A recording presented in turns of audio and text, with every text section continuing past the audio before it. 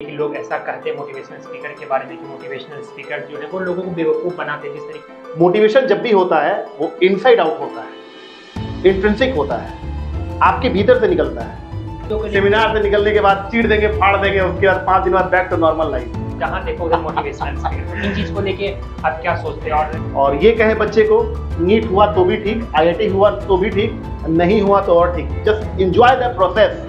तो आपको पता होगा कि अभी इंडिया के पास सबसे ज़्यादा यूथ पॉपुलेशन है 62%, और मोटिवेशनल स्पीकर इतना ज़्यादा बढ़ रहा है, फिर भी सुसाइडल की संख्या कम होनी चाहिए, बढ़ क्यों रहा है? तो आप इन चीज़ों को लेके क्या बोल रहे हैं? तुम हो अटल, साबित करो अपना लोहा मनवाने को। सफलता पाने के लिए न रहो भीड़ की होड़ में, बच्चों पहचानो खुद को खुद से ही इन आवाज़ों की शोर में।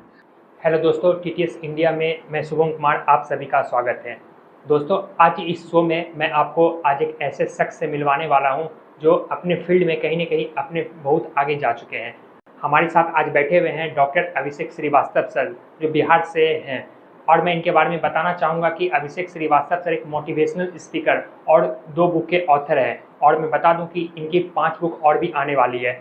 मैं बता देता हूं कि अभिषेक सर से हम लोग आज बातें करेंगे और मोटिवेशनल फील्ड के बारे में रूबरू होंगे कि मोटिवेशनल फील्ड की सच्चाई क्या है। तो सबसे पहले आप सर, आपका इस शो में स्वागत है। तो सबसे पहले आपके बारे में जानना चाहूँगा। सबसे पहले तो बहुत बहुत धन्यवाद शुभम जी, आपके इस शो में मुझे बुलाने के लिए।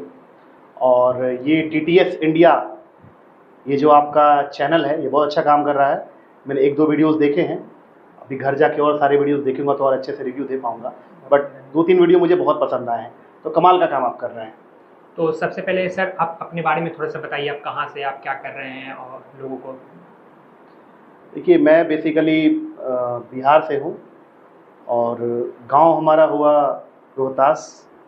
पटना से हूँ, क्योंकि गांव तो रोहतास है लेकिन सारा रहन सहन, प्राथमिक शिक्षा सब पटना से ही हुई है। और वहीं पर मैं बतौर ऑथर, स्पीकर मैं काम करता हूँ। ऑपरेट पटना से कर रहा हूँ, कुछ दिन बाद मैं नोएडा शिफ्ट हो जाऊँगा, बट फिलहाल पटना से ही काम कर रहा हूँ। जैसा कि सर आप बताएं कि आप एक मोटिवेशनल स्पीकर हैं, ऐसा लोगों के बीच अफवाहें फैलती है कि लोग ऐसा कहते हैं मोटिवेशनल स्पीकर के बारे में कि मोटिवेशनल स्पीकर जो है वो लोगों को बेवकूफ़ बनाते हैं। जिस तरीके से वो इवेंट में अपने सेमिनार्स में पासेस देके, पैसे देके बुलाते हैं, तो इसकी क्या सच्चाई आपसे जानना चाहूँगा।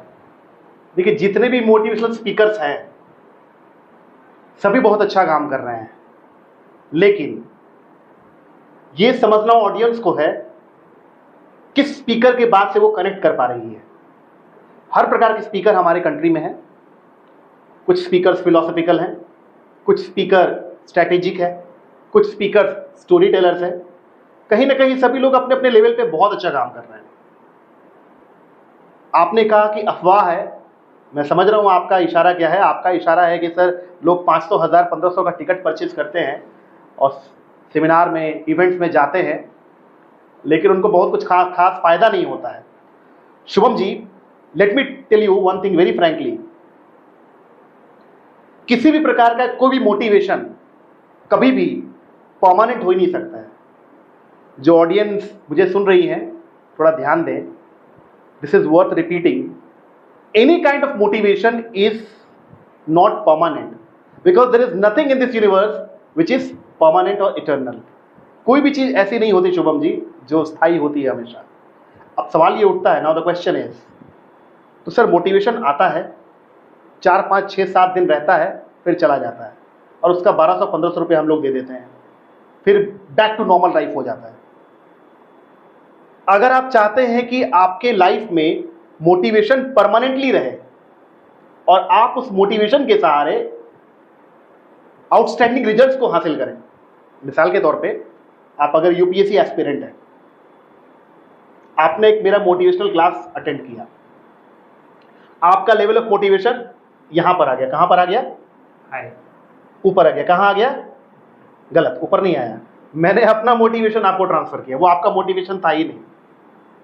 मोटिवेशन जब भी होता है वो इनसाइड आउट होता है, इंट्रिंसिक होता है, आपके भीतर से निकलता है।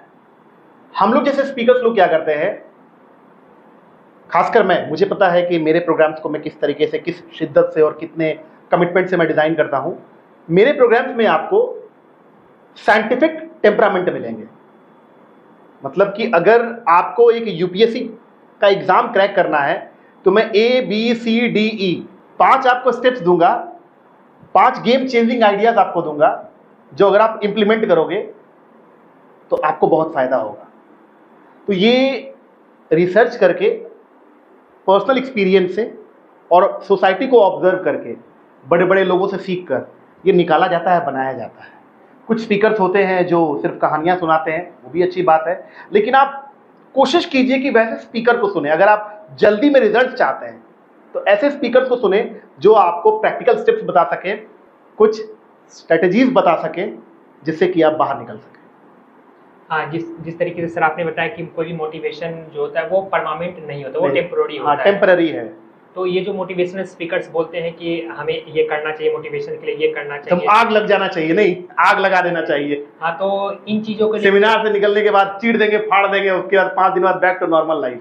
बैक टू सभी लोगों के साथ वैसा ही होता है। तो परमानेंट मोटिवेशन का कोई बहुत अच्छा सवाल पूछे आप। परमानेंट मोटिवेशन के लिए आपको कुछ टूल्स, कुछ टेक्निक्स आपको फॉलो करने पड़ेंगे। देखिए, आप कल भी नहाए थे, आज भी नहा रहे हैं, कल भी नहाएंगे, आगे भी नहाएंगे। Motivation is like taking a bath on a daily basis. Motivation is like taking a bath on a daily basis. If you stop doing it, you begin to stink. सामान्य शब्दों में मोटिवेशन क्या है ना, स्नान करने की तरह। अगर आप प्रतिदिन स्नान करोगे, प्रतिदिन आप स्वच्छ और निर्मल रहोगे। उसी तरह से मोटिवेशन है। आपको मोटिवेशन का dose, actually you have to figure out what is working for you and what is working against you. आपके फेवर में कौन कौन सी चीजें ऐसी हैं, कौन कौन से ऐसे टूल्स हैं, कौन कौन सी ऐसी टेक्निक्स हैं जो वर्क कर रही हैं, उसको लिखना होगा। जरूरी नहीं है कि जो चीज मेरे लिए फंक्शन कर रही है, मेरे लिए पॉजिटिव रिजल्ट्स को प्रोड्यूस कर रही है, इन द सेम वे वही चीजें आपको भी क्या करें, पॉजिटिव रिजल्ट प्रोड्यूस करें। हो भी सकता है, नहीं भी हो सकता है। एग्जाम्पल के लिए, मैं अच्छे लोगों से मिलता हूँ, मैं बुक रीडिंग करता हूँ, मेरे आसपास का सारा माहौल पॉजिटिव मैंने बना कर रखा है। लेकिन हो सकता है कि अगर आप प्रतिदिन क्रिकेट खेलें या वॉकिंग करें या कोई और एक्टिविटी करें जिससे आपको मोटिवेशन मिलता हो, ये थोड़ा सा चेक करना पड़ता है। हाँ सर, जैसे कि मोटिवेशनल स्पीकर के बारे में आज जिस वर्तमान समय में मैं सुन रहा हूँ कि जैसे जिस तरीके से लोग कहते थे कि जहाँ पत्थर फेंको वहाँ इंजीनियर मिलते हैं, आज उसी तरीके से कहा जाता है कि जहाँ देखो उधर मोटिवेशनल स्पीकर। तो इन चीज़ को लेके आप क्या सोचते हैं और सही मोटिवेशनल स्पीकर को कैसे पहचानें? तो बहुत अच्छी बात है, ये तो मैंने भी सुना है और ये तो बहुत खुशी की बात है कि इंडिया में बहुत सारे मोटिवेशनल स्पीकर्स आ रहे हैं। मेरी शुभकामनाएं हैं सभी को और वो ज़रूर आए। लेकिन मुझे ऐसा लगता है कि सबसे पहला मोटिवेशनल स्पीकर, अगर हम लोग थोड़ा स्क्रिप्चर्स की बात करें तो हम सभी जानते हैं श्री कृष्ण हैं। भगवत गीता में उन्होंने जो मोटिवेशन अर्जुन को दे दिया है वो मोटिवेशन शायद ही कोई किसी को दे पाए। बहरहाल देखिए, आपका सवाल बड़ा अच्छा है कि इधर पत्थर फेंको उधर स्पीकर्स दिखते हैं। आप देखिएगा किसी न किसी स्पीकर की लाइफ को, अगर वो जेन्युइनली कमिटेड है, और मुझे लगता है जिनके पास कमिटमेंट नहीं है 2-3 साल 4-5 साल के बाद वो पैकअप करके निकल भी जाते हैं। जो डाई हार्ट कमिटमेंट के साथ लगे हुए हैं, जो single minded devotion to one purpose के साथ लगे हैं, जिनके पास डिसिप्लिन है, वो अपने कंटेंट को बहुत अच्छे से बनाएंगे, अपने मीनिंगफुल एक्सपीरियंसेस को वो शेयर करेंगे और डेफिनेटली लोगों की लाइफ में वैल्यू को ऐड करते ही करते हैं। ये मुझे लगता है कि सभी स्पीकर्स ऑलमोस्ट करते ही हैं। आप किसी भी स्पीकर के बारे में अगर आप बात करें, आई विल टेल यू कि उनका जो एक्सपर्टीज़ है वो क्या है, उनका डिस्टिंक्ट फोटे क्या है, उनकी मास्टरी किस चीज़ में है, ये मैं आपको बहुत आराम से बता सकता हूँ। तो आप ये ना कहें कि बहुत अधिक स्पीकर्स हैं, बल्कि आप ये कहें कि जितने स्पीकर्स हैं वो कम है, अभी और आने बाकी हैं। आपने बिल्कुल सही बोला सर। जिस तरीके से, और मैं जो दूसरा सवाल हमारा ये है कि आप रिसेंटली मैं आपके यूट्यूब चैनल डॉक्टर अभिषेक श्रीवास्तव मोटिवेशनल स्पीकर चैनल पे देख रहा था कि आपने कोटा में सुसाइडल जो हो रहे हैं उससे रिलेटेड आपने वीडियोज डाली थी। कोटा में सुसाइडल जो हो रहे हैं उससे रिलेटेड आपने वीडियोज डाली थी। तो आपको पता होगा कि अभी इंडिया के पास सबसे ज़्यादा यूथ पॉपुलेशन है 62%, और मोटिवेशनल स्पीकर इतना ज़्यादा बढ़ रहा है, फिर भी सुसाइडल की संख्या कम होनी चाहिए, बढ़ क्यों रहा है? तो आप इन चीज़ को लेकर क्या बोल रहे हैं?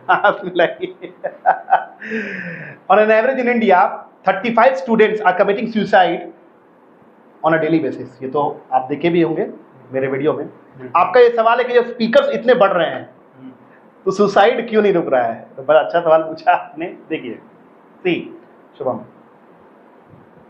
सबसे पहली बात क्या है, जो बच्चे सुसाइड कर रहे हैं बहुत टेंडर एज में है, उनका कॉन्शियस ब्रेन बहुत डेवलप नहीं किया है, mentally they are not so strong.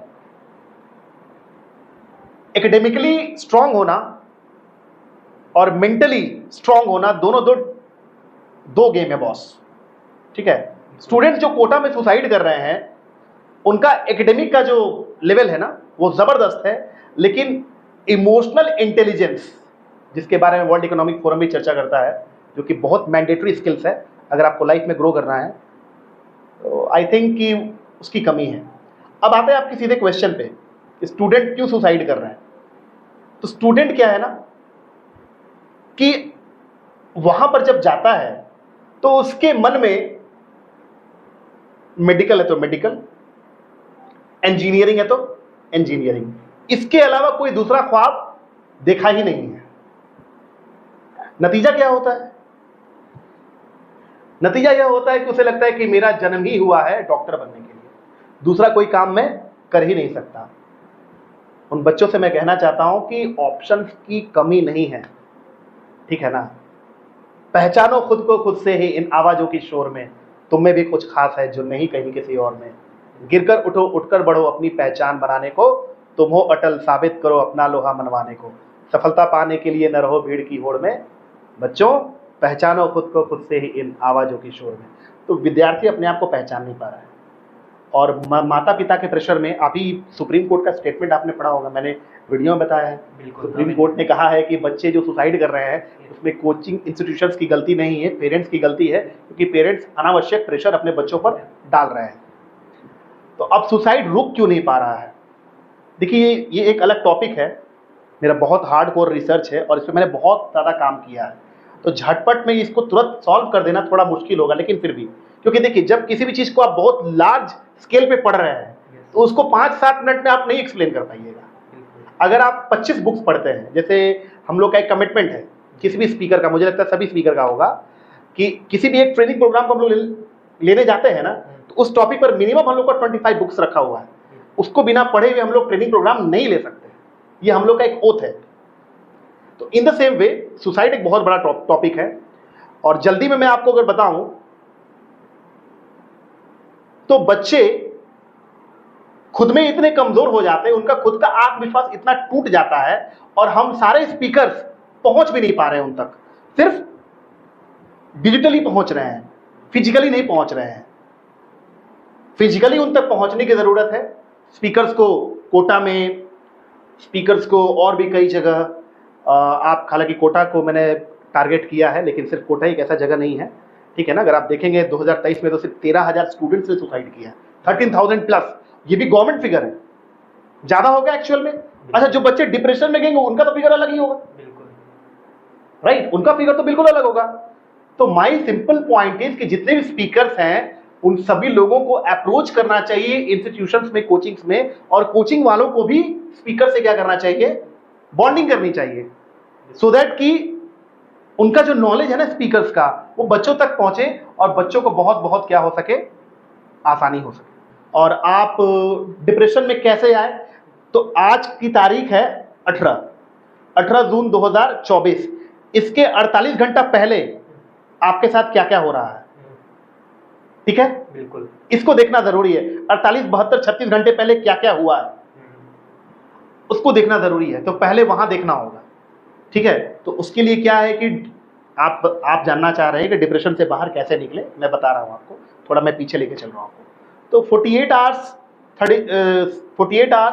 72 hours ये जो है ना, इसका थोड़ा एनालिसिस करना होगा, समझना होगा कि क्या आपके स्टेट ऑफ माइंड में है। एग्जाम्पल के लिए जैसे मान लीजिए कि 72 घंटा पहले आपसे बात हुई, हम आपके अंकल हैं, क्या शुभम, व्हाट इज दिस, मैंने सपना देखा है बेटा तुझे डॉक्टर बनाने का, मैं अपने खेत को बेच के तुमको पढ़ा रहा हूं यार, तेरे मार्क्स बहुत पुअर आ रहे हैं, कैसे बनेगा डॉक्टर।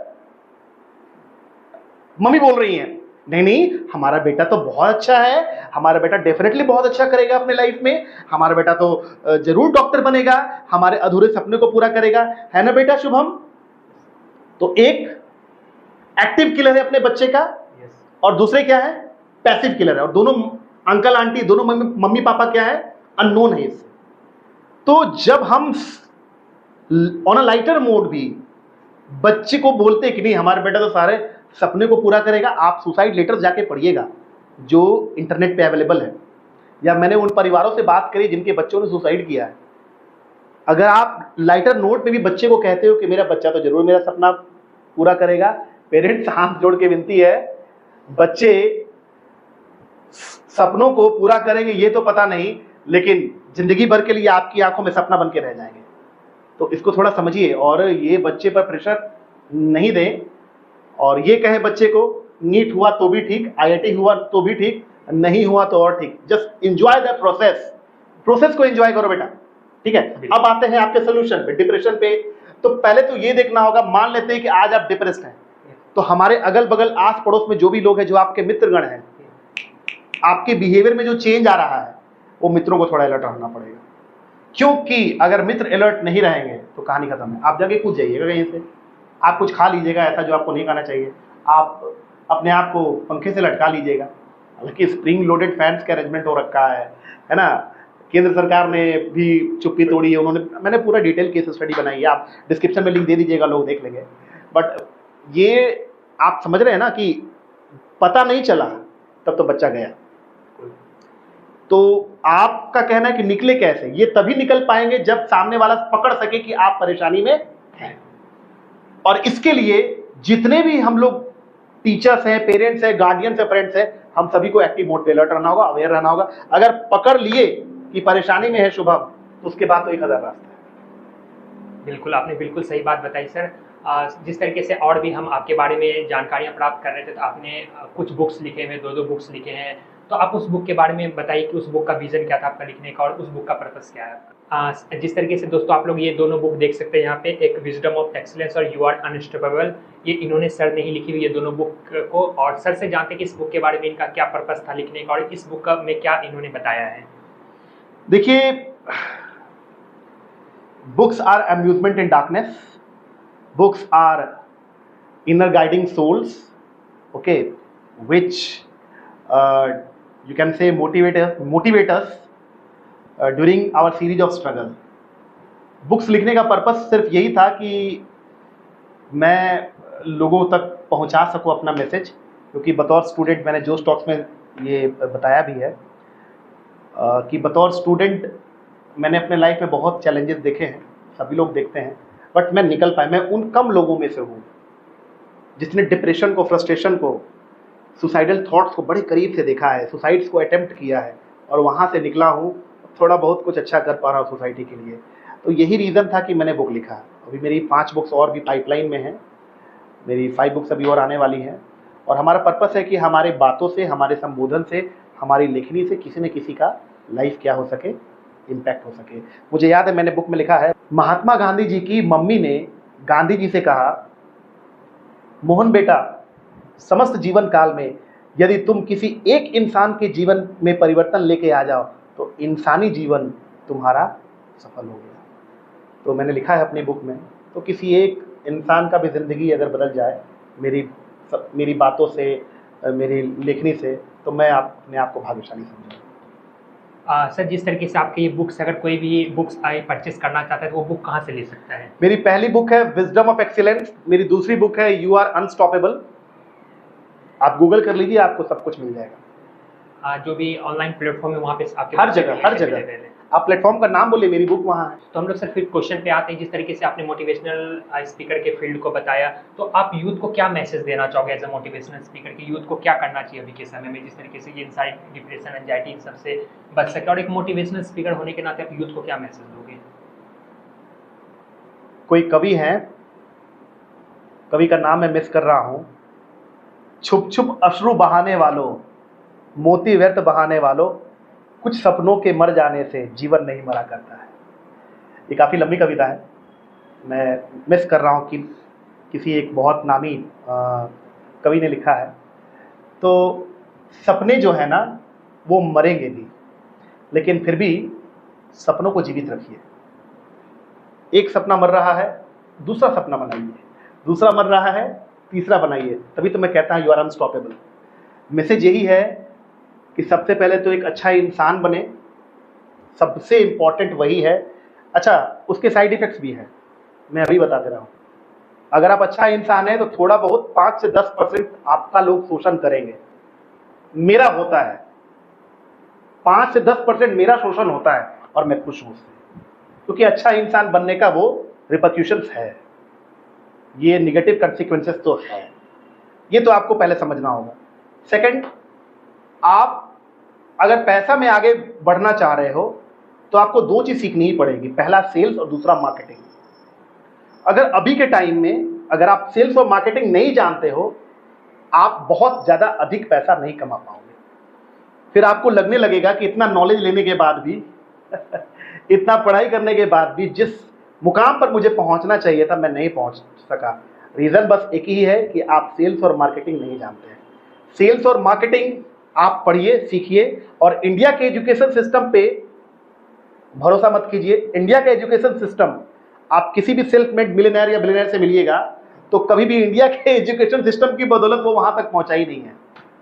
अगर ऐसा होता कि हमारा इंडिया का एजुकेशन सिस्टम अच्छा होता तो इतनी ज्यादा बेरोजगारियां, अभी तो आप देखिए एक चपरासी के पद के लिए मैंने पढ़ रहा था उत्तर प्रदेश का एक वैकेंसी, तकरीबन 23 लाख उम्मीदवार आ गए, पीएचडी, एमबीए, बीबीए, सभी लोग चपरासी की नौकरी सभी लोगों को करनी थी। तो भारत के एजुकेशन सिस्टम पर बहुत अधिक भरोसा ना करें, खुद पे भरोसा करें, और education begins where qualification ends.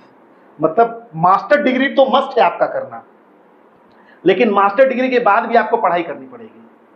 अगर आप जीवन पर्यंत नहीं पढ़ लिख सकते हैं तो बहुत बड़ी ग्रोथ तो नहीं मिलेगी, और शायद आप जहां हैं उससे नीचे भी चले जाए। तो ये 2-3 मेरी एडवाइस है। बाकी आप तो खुद आप सभी लोग जो व्यूअर्स है वो काफी ऑडियंस आज की बहुत समझदार है, पब्लिक सब जानती है शुभम जी। बिल्कुल, आज जिस तरीके से कोरोना के बाद सोशल मीडिया ग्रोथ किया है और जितने स्पीकर्स आए हैं तो कहीं ना कहीं यूथ को उसका बेनिफिट हुआ है। मैं थोड़ा सा इंटरप्ट करूंगा, एक बहुत अच्छी चीज मेरे दिमाग में अभी क्लिक करी। देखिए कोरोना के समय में कोरोना में जो 4G आया, आई थिंक जो जियो 4G हम लोगों ने देखा, आप देखिए एक इंसान, मोटा भाई अंबानी ने, ठीक है, मुकेश अंबानी ने, एक इंसान को पता था कि डेटा इज द ऑक्सीजन। बिल्कुल, 5G महंगा आ रहा था, 4G माफ कीजिएगा, 4G महंगा आ रहा था एयरटेल का, 300-400 रुपए करके वो पर डे भी नहीं दे रहा था, पूरे महीना 2 GB देता था वो, 400-500 को बहुत महंगा था। तो data is going to be the next oxygen. ये कौन समझ गया? मुकेश अंबानी समझ गए। उन्होंने तुरंत क्या किया, फ्री में 4G ले। अब देखिए होता क्या है, 4G वो लेके आए, उसकी वजह से पूरी टेलीकॉम इंडस्ट्री को तो फायदा हुआ ही, क्रिएटर को फायदा हो गया, मोबाइल जो बिकते थे मोबाइल के सेल्स में ग्रोथ हो गई। मतलब जो भी चीज 4G डेटा से रिलेटेड था सब क्या हो गया, रिवोल्यूशनाइज हो गया, और फायदा किसको हुआ, कस्टमर को। इसको कहते हैं एंटरप्रेन्योरशिप। आप दिमाग लगाइए, प्रॉब्लम को सॉल्व कीजिए। हालांकि उन्होंने जो किया हर आदमी नहीं कर पाएगा, हाई कैपिटल इन्वेस्टमेंट उन्होंने किया, वो सबके बस की बात नहीं है। मैं तो सोच को बता रहा था, प्लीज कैरी ऑन। तो सर ने बिल्कुल सही बात बताई, और जितने भी चीज़ों ने सर ने मोटिवेशनल स्पीकर से रिलेटेड और यूथ से रिलेटेड बताई वो बहुत ही कारगर साबित है। सर की बात को जरूर फॉलो करिएगा दोस्तों, और आपको सर की बातें कैसे लगी, सर की एडवाइस कैसे लगी, आप कमेंट करके जरूर बताइएगा। सर आप एंड में मैं बस आपकी स्टोरी को जानते हुए कुछ कहना चाहूँगा कि मंजिल उन्हीं को मिलती है जिनके सपनों में जान होती है, मंजिल उन्हीं को मिलती है जिनके सपनों में जान होती है, पंखों से कुछ नहीं होता, हौसलों से उड़ान होती है। सर आपका बहुत बहुत धन्यवाद इस पॉडकास्ट में आने के लिए। आप दोस्तों आपको ये वीडियो कैसी लगी कमेंट करके जरूर बताइएगा। अगर आप मेरे चैनल पे नए हैं तो इस चैनल को सब्सक्राइब करना नहीं भूलिएगा। हमारे और भी प्रोग्राम हैं जो आपको जरूर पसंद आएगी, जैसे किताब का पन्ना, व्यक्तित्व, सिनेमा, जेंडर प्लस, तराना, आर्ट, मुशायरा, बातचीत और भी बहुत कुछ। हमारे इन प्रोग्रामों को भी जाकर देखिए। बीटीएस इंडिया के इन प्रयासों को अपना प्यार दीजिए और हमारे साथ बने रहिए। अगर आपने अब तक चैनल को सब्सक्राइब नहीं किया है तो चैनल को सब्सक्राइब कर लें ताकि हमारी हर वीडियो आप तक सबसे पहले पहुंचे। थैंक्स और ज्वाइन बटन से आप हमारी आर्थिक मदद भी कर सकते हैं। धन्यवाद, मिलते हैं किसी नई वीडियो में।